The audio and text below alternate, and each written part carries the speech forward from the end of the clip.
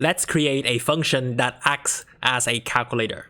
So we have a function calculate. It will accept two numbers, a and b, as well as the operation that we want to perform on a and b.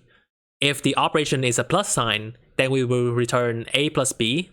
If it is minus, then we will return a minus b. If it's multiply, then we return a times b. If it's divide, now here we have to be careful because if we have division by 0, we can actually crash the program, and we don't want that. So if the denominator is 0, then we just say that we have an invalid operation. Else, we can return a divided by b. And this is the way to call the functions. First, we want 3 divided by 0 just to see what happens. And secondly, we have 5 plus 4. As a result, the first one will return invalid, and the second one will return 9 because 5 plus 4 is 9.